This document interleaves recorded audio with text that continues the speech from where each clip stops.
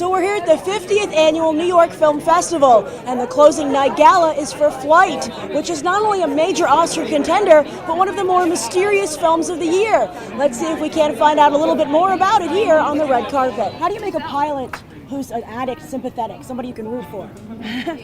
He has me answering these questions, I think, because I think he gets to the core of the person. Because I believe, and I think we both agree, that to be an addict, there's something going on. So it's not, I don't think, by will that they want to do this, but there's a seed. And I think that in this particular portrayal of this man, that he played the seed of what is the problem. And I think from that, we, the audience, are very sympathetic. And there you have it. Thank you. There's a lot of addicts out there. And it's just one story, but they're all human beings, and it's easier. I think it's easier to treat alcoholism than locking people away. You know, obviously, it's a story of redemption. It's a story of hope. So you have to start the character off in a very broken place.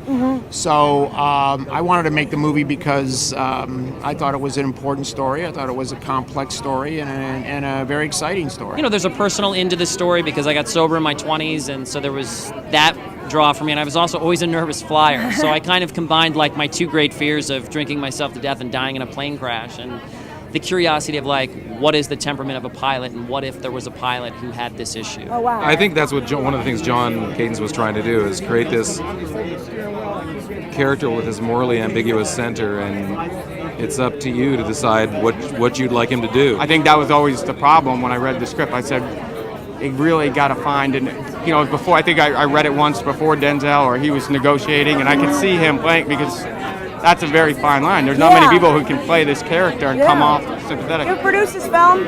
I heard it took a long time to get up to a takeoff. Yeah, it did. Well, for John Gatins, it took an extraordinarily long time.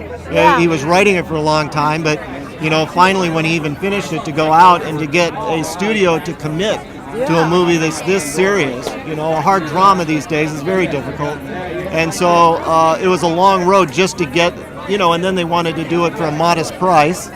And it was a big movie. There's a plane crash in the front of this. Yeah, it was gigantic, and we've made big movies, and this was big. And so the combination of all those elements made it very risky and difficult, but it all kind of came together. A movie about an airplane crash and a heavy movie can be tough for some audiences to want to see. Especially if they're watching it on an airplane. Yeah, exactly, right? Why do you think it's important they see Flight? What do you think is the message of the film? I just think it's a great story. Well, first of all, I think audiences identify with flying because we all do it. Yeah. And secondly, you only want to see harrowing plane flights like that in the movies. Yeah. You don't want to see them, and you don't want to really, see them in real life.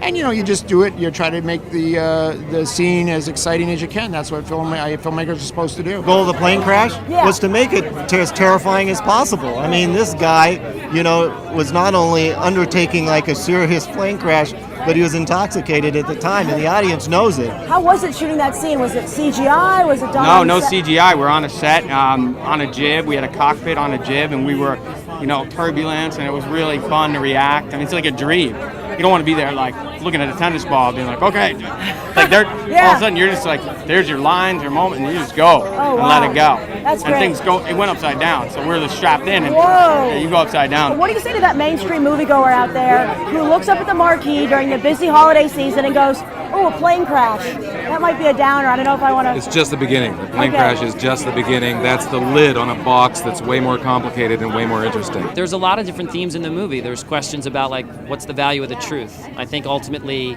you want to ask of this character, like, should he get this pass for doing this amazing piece of flying, or he commits a felony but saves lives. So there's a morality tale to it as well.